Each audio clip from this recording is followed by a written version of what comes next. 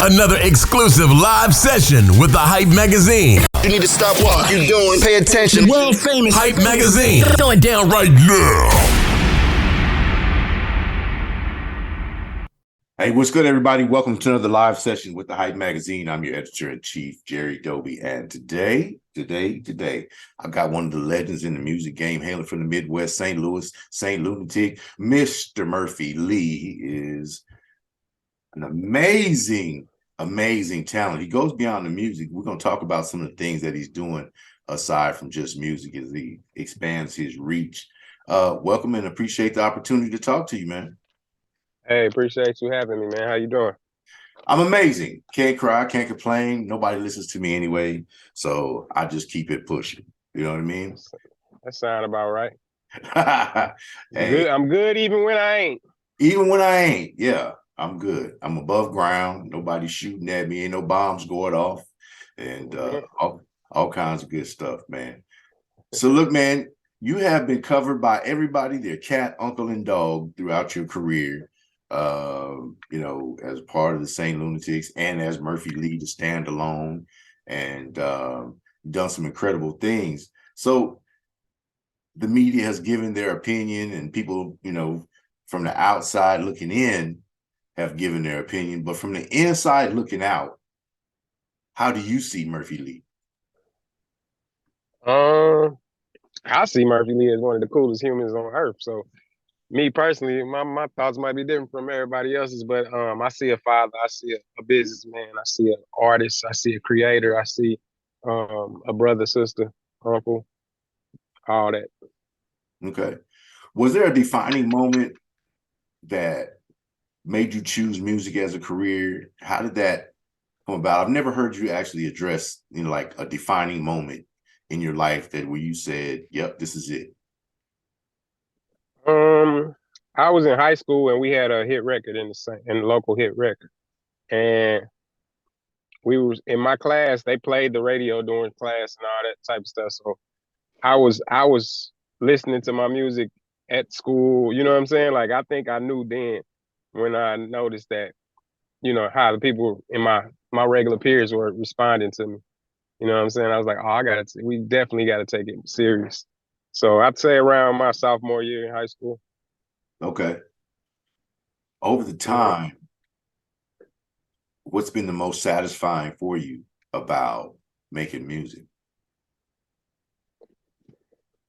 The most satisfying part of making music probably be it started off as results. You know what I'm saying? What I can get out of these records that I'm making. Then now it's more so being amazed by my own creativity. You know what I'm saying? Going places where I wouldn't go normally. When we were on a label, I think we were looking for specific type of beats, specific type of sounds and cadences and stuff like that. Now I'm just free. My mind's free. I can go wherever I want to go. I used to be like, that sounds like somebody else's beat, or this sounds like something. And now it all sounds like mine. I just do them all. You know what I'm saying? Like no walls on that. So I think now it's more so that just for the love of it. You know what I'm saying? The love of it made me go in. And so for the love of it, it inspires you to expand your reach and touch different genres. I was listening to some of your work and, you've gone from the party joints to like joints like Flowers in Bars. That's a historic roll call of some of the impact people within our culture. And what are you trying to address there? I know for me what I took from it, but what are you trying to address and put forward? It's definitely positive, everything that I saw. Yeah, definitely positive. I think, and I named a lot of people that people might not even know that inspire. It's like really I'm giving people their flowers in these bars that I'm writing now, and I'm giving it to them. If anything that they did or contributed in their life that helped us as a people, I'm thanking them now. You know what I'm saying? I also I feel like people put their lives on the line for our culture, and we don't appreciate that at all. We don't understand that if somebody just gets on TV just talking, some of that real talk, that's putting their family in danger, and a lot of stuff can go on, what I'm saying, because of that. And I just wanted to thank them for that. You know what I'm saying? Everybody I mentioned did something that sparked something in my brain. You know what I'm saying? Having knowledge of self since like 1998, this sparked something. And I was able to do it. You know what I'm saying? Like I said, our beginning music, a lot of times we were going for a certain crowd and we didn't get a chance to like even tell you who we are as a person, you know what I'm saying, in our music. And I watched that, like, you look at all the classic albums and things of that nature, they talked what they, you know what I'm saying, they talked with their life. I think we spoke for a crowd. So when you're making party music and when you're making feel good music, sometimes you're speaking to a certain crowd that they just want to bob their head, you know what I'm saying? And then we just so happen to have a little longevity with it because we actually were saying something. We actually put lyrics behind a party beat. Right. Whereas when party stuff come on, people just say whatever, just to rhyme real quick. And we put some lyrics behind it. So it took us a long way, but at the same time, we never really got nothing off our chest. We never really spoke on anything personal. And that's what this Second Time Around album is that you're listening to. Is like, it's just touching all of that, and especially from a grown perspective, because hip hop is grown now. And it's like, I'm able to talk to people that are my age. Whereas back then we used to have to talk to teenagers, kids, the grown folks was like, man, I don't listen to no rap, but now hip hop is older. My peers need something to listen to too. You know what I'm saying? They're not around just doing drugs and holding guns all day. So they need music too. So real hip hop heads are not sitting there wasting their time flashing money and taking videos with sticks and whatnot. So ain't no real gangster doing that right there. You know what I mean? Nobody. You don't want to let nobody know you got that. And matter of fact, it's 2023, so we all got that. So just stop, like, let it go. You know? Yeah. I'm curious, as you sat back, and I'm gonna ask you a question as a subject matter expert on the culture right now. So as you sat back and analyzed not only your music, but the music in the industry from the time that you kicked off to today, what have you noticed in the evolution, not only of the presentation, but the business side of the game? Even when you think you know, you don't know, and it's this business is no different from everything you see on a grocery store shelf. You know what I'm saying? One person to four people, four companies own almost everything in there. You know what I'm saying? It's two farms. They controlling the whole nine. So it's like they just put a different brand on it, different label on it. So it's the same thing with this music business and labels. Four people are in charge. You know what I'm saying? And they playing a game with us in there. And they got these kids on streams and they're giving them 0.003 of a penny, and you didn't even know you can break down a penny. I never got changed for a penny in my life. You know what I'm saying? So it's like, wow, this is deep. So just the control of it, it's been going on and it's still gonna keep going on. Why? Because only a few people control it. Only a few people controlling the media. Only a few people are controlling. You feel what I'm saying? So I think these kids and artists are pretty glad that they have social media to be able to, get their own opinions and ideas out in a faster manner, because otherwise it'll be super controlled. Like we're actually seeing a lot of freedom, but at the same time, this stuff is still controlled. You're gonna hear a lot of people say, I own this, I own that, I got my own this. Nah, you got your own, but you ain't making nothing. You know what I'm saying? So it don't even matter about ownership if you don't have none. I'd rather have a partner and make money than, own something that's not making nothing. What are we talking about? So I think it's a big facade, a big fugazi, you know what I'm saying, smoke and mirrors that people see. People try to tell you can do it this way, but there is no one way in this. It's a million lanes you can go in, and you should try some other ones. You know what I'm saying? Because a lot of people are doing the same thing. I think they said something about 200,000 songs dropping a month. Easy. It's crazy. It'd be okay if that was 10 people doing all that. Yeah. But we're talking about 200,000, and those are 200,000 different artists. Like, wow, like what's going on? So it's crazy, and it's a single game, so it's back to like the 60s and 70s where they dropping singles, at the same time. And no, so you're not going to hear any good projects out there like that as a whole. They're gonna, if it's so, it's going to be because they have 3 or 4 singles that they're trying to push on that. Other than that, no one's trying to come up with a classic album, things of that nature. So I'm trying to stay in my lane, and that's what I kind of want to create. I think the classic albums are where it's at because I believe in a brand more so than a song. And I think that's why we have longevity, So the second time around album, which is available on your site, I noticed Yes, I sir. didn't see it on the DSPs. You very smart move. I from a 20, 30 years ago, I've always said I want to get first count on my money, first and only count on my money, and then I'll pay who I owe. You know what I mean? Rather than Flat out.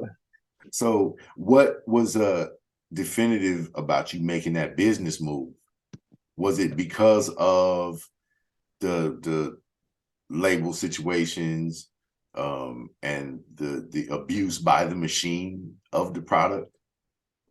Yeah, it's definitely a protest, and it's definitely I'm trying to, if we're going to be independent, let's go independent. Like, what are we doing? So if you really look at it, the top 20 artists in all genres, not even just one genre piece, are the only ones making money off the streams. You know what I'm saying? Like real money, like real money. So it's like anybody who's underground or trying to come up or things of that nature, you're not making no money. I dropped 42 records. I think I did 42 weeks. Every week I dropped a new song and put them on streams in 2020 when we were in a pandemic or whatever. And at the end of the year, I saw like $200. You know what I'm saying? I was like, $200. And I was like, and I ain't touching either. I just let it keep going, see whatever it do. But I'm like, that's not my route. It can work for somebody else if y'all do that and y'all get a certain amount of streams. But I can't be doing millions and trillions of streams and get $12. This is not cool. You know what I'm saying? So if you get a million streams, you're getting $3,000 maybe. You know what I'm saying? Because best believe they're gonna find a way to break that down. You know what I'm saying? But that's what you're supposed to get. So I guess people are settling for that. They go out and do their shows and do whatever else they do in life and settle for those things. But I'm not going to play that game. I'm not going to put my great music on your machine and people got to search my name. They can't go just see it nowhere. It ain't like it's just sitting in the front waiting on folks. So it's like, what's my real point? If you still got to put in MURPH, then I might as well send you straight to my website and come get it from me. What am I playing for? Right. If it worked for me, then I would do the streams, but it don't work for me. You know what I'm saying? I think it worked for certain artists. My fans aren't just sitting on Spotify all day looking for songs. You know what I'm saying? My fans aren't just searching title like that. So I got to do mine a different way, and this is the way I did. I'd rather walk up on you. You know what I'm saying? If I got a show in a certain city, hey, how many other people there? That's how many albums we sold. I'm going in with the promoters, and I'm like, yo, all ticket sales, I need this amount or whatever I need. You know what I'm saying? Because I want to give them a free album, or I want to give them the album. You know what I'm saying? With their purchase of the ticket. So try to work that in, man, and just get it working and just build my own fan base. I got people texting me at 314-408-TICS. That's 8427. And, they can subscribe to me and just, get the stuff early when I release it. I talk to them on a regular, the whole nine. That's just the way to reach me. And that's just how I want to do it, straight fan and artist. Okay. So talking about capitalizing off of your own intellectual property and things like that, you launched the Murphy Lee Experience Tour, and you got comedians, great DJ, of course, and performances and things. Talk to me about the tour, the mission, your themes, and your goals with that. Yeah, that's part of the protest too. It's part of just doing your own thing and getting it out there. And like I said, that's how I get my album. It's no other way to do it. Prince did it when he turned it to the artist. He went to don't worry about my album, but if you buy a ticket sale, you get the album. You come out to my show, you get an album. So that's the route I wanted to take with the experience. Also, at my age, I don't. A lot of my fans don't like to just sit around and crowd dive all day. So it's a different demographic to where I know they want to sit down, chill, have their drink with their woman, maintain and hear some good music, especially when it comes from me and a live band You know what I'm saying? And also, what could go with that? How do they lead with something? And I added comedy to it, and I added, a few musicians to it, and other artists to it. Bring my family out and things of that nature. And the comedy is like my part of my life anyway, so it worked. Okay. So it's kind of a new Murph, between the kid who kicked it off in the hip hop game 20 years ago, you know what I mean? And shout out to hip hop 50 years. Yes, sir. You know what I mean? It's a beautiful thing. Nobody thought it would last a year, much less 50 years, and give people opportunities to feed their families around the world and change politics and community standards around the world. So it's a beautiful thing. Definitely. Yeah. So new Murph, you wiser, and I don't want to say older. I got a bunch of gray too. So we're gonna leave the old world out, but definitely wiser, more experienced and seasoned. Yeah, man. Between the two of us, I'm the one who's superannuated, and I accept that fact. But I would like to know how you've watched the man Murph morph throughout the navigation of the entertainment industry maze, and as a business person. Just a whole lot of methods, a whole lot of, you learn from your mistakes and you learn from your L's and things of that nature. And you learn from not being scared to take a chance sometimes, And if it works, it works. If it doesn't, let's learn from it and do it again, and try it a different way. So I think it's more of that, far as experience and just far as morphing into the new Murph. The kids can definitely help with that. Wife can definitely help with that. Just growing the mailbox can help you with that. Right. The bills don't stop, So I think that nature, what I'm saying? I've been on my own. I've been gone. I left when I was supposed to leave out my parents' house, you know what I'm saying? So I've been gone since 18, ain't been back. And it's like I was grown very early, I light up when when the camera come on and when the stage come on, but everybody know I'm an old laid back old man. I don't like clubs. I don't like doing it. You know what I'm saying? I'm so laid back and so chill and so wise, like you said. I'm deep in the mind part of this game, and I think now, we get to do what we want to do, so it shows more. But I would have been talking like this at 22, but I knew, we can't do that. Yeah, they don't respect that at that age. Yeah. Like, what is he talking about? He getting beside Or himself. or you die at 26. Either or. They just, You feel me?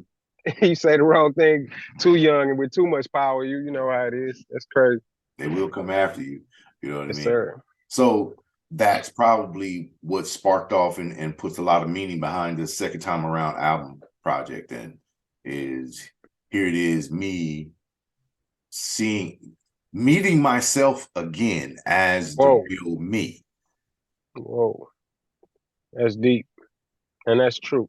You hit it on the money. I appreciate you. You just hit it on the money. I don't even have to answer that. If that was a question that don't need to be answered or nothing, like that's exactly what it is. I was introducing the new me to myself and to my fans that's been there from the jump. Okay. And the album is sort of a homage to the fans too, to the ones that's been there since day one. And it shows, and definitely from the sales and things of that nature, it shows who it went to, and that's who I'm looking for too. I'm searching the world just to find my people, man. Okay. A whole bunch of them out there, so they don't hang out on Instagram all day, and like I said, they're different demographics, so I'm walking up on people. Okay. Yeah. Now, face to face, you know what? Years and years ago, I'm not scared to age myself, but I started in this business as the owner of a street team, traveling the country, hanging posters and 12 by 12 flats on the bus stop benches and destroying cities as the tours were coming through and new albums were dropping. We were in the clubs handing out the snippet CDs and T-shirts and all kinds of all of that as the street team, getting ready for the artists. And then the artists were coming and we were building in-store displays, and they had listening stations, and the artists would come and do, in-store performances and meet and greets and moving around. So you're kind of bringing that back with your different activities. What you got, the family, you got a bunch of entrepreneurial endeavors. the Murphy Lee experience to it. And I know that you're not just out there doing radio and blogs, but you're hitting the mom and pop record stores still. You're hitting smaller venues, Mike Grace the Park, you know what I mean? The neighborhood gas station where everybody's is at, the QT or whatever. You're doing it the old school with the grind. Talk to me about the differences you've seen in using the machine versus your own elbow grease. That's money. That's all it is. You know what I'm saying? The machine is the money. And when you're doing it yourself, you're doing it yourself. You know what I'm saying? So definitely gonna be less. But that's the route I'm going. That's the route I'm more in your face than I am on the social media. You know what I'm saying? I think that's the only route. And that's my big plan. That's what's written down on the paper in the house, you know what I'm saying? For 2023 is to, when you pull off that highway, you're gonna just see a random Murphy Lee sign, number, you know what I'm saying? Just random. You don't even know what it is. I might not even say album coming out, or album out. I'm just gonna say Murphy Lee, and it's gonna make you Google. So it's that's what I'm on right now. Can we know more about the family brand? Yes, family. Me and my wife sort of came up with that. She's a wonderful artist, actress, everything. She's everything. She cold, and she's on the album. My daughter is actually an actress and an artist herself. She's on the album. She's great too, and that's all. We just work it in that way. You know, I got some talented sons too. You know, in the sports world, and also they do their own shows. My youngest son has his own show called Divine's World Adventures, and it's on YouTube. It's for the kids that's younger than him. He's about to turn 7, so he's teaching kids on just learn. It's a learning show more so than anything. Something so our people can see themselves on TV. You know, so it's a dope show. I love that. My wife also writes, makes the beats, to produce the show. She does everything for that mug. So it's a beautiful thing. I love what they got going on. I'm sure that's gonna grow to something crazy. But right now it's at the beginning stages. I just help. Sometimes I'm recording, sometimes I'm in it, sometimes and it's cool, because I grew up on the Sesame Streets and things of that nature. So I knew we needed something cool and clean for our folks. That'll teach your kids while you sitting around. You might be cooking or something. You put them on TV, you can actually turn your head. You know what I'm saying, and know that it's something safe they're watching. Okay. I know that we've spoken out about the negativity in hip hop, just as a segue to the negativity on TV and things like in our programming for our children. Right. Can I know your straight up opinion of the state of hip hop music as we begin 2023? Uncle Murder did a cold recap, but I would like to get the Murphy Lee take over the situation. Of the game, period, or what? Yeah, of the game. I think the game is always what it's been, man. I really had to go back and listen and think about what happened. First of all, everybody in the 80s wasn't tight. Everybody in the 90s wasn't tight. Everybody in 2000s was not tight. I can name 30, 100 popular songs that we were partying to or listening to, and they were horrible, very horrible. When we were stuck to them, and that's the same thing that goes on now. It's gonna be some dope stuff. It's gonna be some whack stuff. Gangster rap started in the 90s, and that's all you're getting right now. So don't be mad at it because you hear it. You can't be. I was heated. I was thinking about, like, why are we always doing it? And then I thought about it like, guess what happens when they turn the mic off?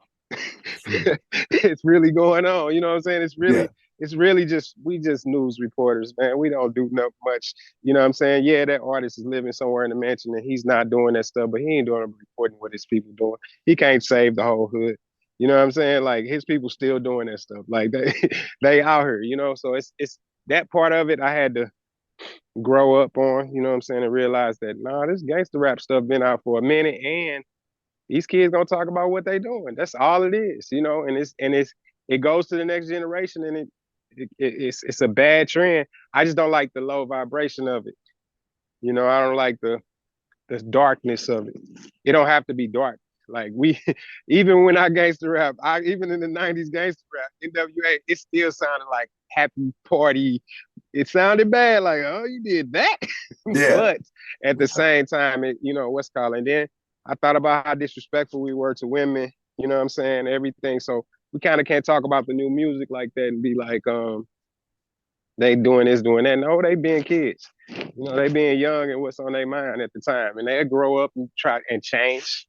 You know what I'm saying? They gonna morph into the new them. You know what I'm saying? So I think we either need to give them time to grow, especially the good ones. Give them time, and then it'll be all right. So hip hop is always good. You can search for the great music if you want it. Yeah, yeah. You can go to newmurph.com and get it all. There it is right there. There it is right there. With as many songs you've helped create, listen to, and present it, are you still able to listen to music as a consumer and just vibe out, or do you find yourself constantly analyzing what you're hearing? Nah, but I wasn't, I used to not be a skimmer. I used to listen to the projects, whack or not. I just listen, just for it. But now I find myself skimming through stuff because, like I said, it's either low vibration or it's something going on. You know what I'm saying? Where it's too dark for me. I hit the next one. If it make me bob my head, I keep it on. If it don't, and if it's great, I put it on my playlist. So yeah, I listen to everything, but I promise you, I'm a super skimmer because I listen to how people don't care. They don't care about. They just go in the studio, do whatever. They not caring. They just trying to get enough music out, instead of enough good music out. They just worrying about the amount of music they're dropping. They rather drop every day with whack stuff than to drop something dope every once in a while. Kendrick Lamar style. You know what I'm saying? And that's because they all sound alike. If they all didn't sound alike, then it's okay to drop like Kendrick. It's okay to drop every 3 years, 2 years, because your character when it hit the stage, you know what it is. But these kids, they can't even sing their own lyrics on stage because they all sound alike. They faking like they can sing and have to do a show and it sounds horrible. Yeah, we got a bunch of people that got exposed on the verses. The one that I won't really pick it up, but yeah, folks that was fake singing got exposed for real, live and in color. So leave the auto-tune to T-Pain because he can actually sing, and auto-tune was just a tool for him. Was addressing to his entree. So I feel you, man. Right. Is there anything you wanted to cover? Oh, when did you become vegan? Hold up. When did that pop off? 1998. I read Message to the Black Man. 1999, I read How to Eat to Live. And both of them were by Elijah Muhammad. And How to Eat to Live start telling us how to eat once a day. You're not supposed to eat meat, and what it does to our body and things of that nature. So we started then, became a vegetarian in 99. And I ain't ate nothing since, Probably became a vegan, cut out everything, cheese and dairy out in like 02 maybe. So I'm about 22 years in, 23 years in this vegetarian vegan life. Okay. It's no longer just, I don't even call myself a vegan at all, like, because they try to separate us, and they want us to be like, they want people to have a thought of what a vegan is instead of I live my life. You know what I'm saying? I eat dope. I eat the same thing you eat. You know what I'm saying? Just in a vegan manner. So okay. I don't like that part of it. I don't like that part of it. So I never really call myself a vegan. I just eat right, or whatever you call right. I just make sure I don't want nothing with a mama. There you go. Unless I love her. Right. I feel that. I love it. Nothing with a mama unless I love her. I got you. I got you. I got you. That was the slickest adult way to say that. Boy, Man. I love that. I'm stealing that. I'm just putting it up. I'm putting that out there on record. I'm using that. Learned something today, man. Brother, is there anything you wanted to cover that I may have neglected thus far? Nah, man. Not really. You know me, I be on these things so much, I ain't no telling. I don't know. I don't even know what we said before. What you asked me 3 questions ago? I'm everywhere in my head, man. I'm so on my creative mode right now to where I don't know what's going on. But well, man, I don't know. Anything you want to talk about, we can talk about though, definitely. Well, I appreciate your time and patience. I understand that you on the go. I hope I haven't bored you too much. Nah, man, you good. I appreciate everything. You talk about the right stuff, man. This was a dope interview, man. Real talk. I appreciate it. I appreciate it. So you've been covered by everybody that Cat, Uncle, and Dog. Is there a question that we in the media have yet to ask you that you've always wanted to answer? Damn.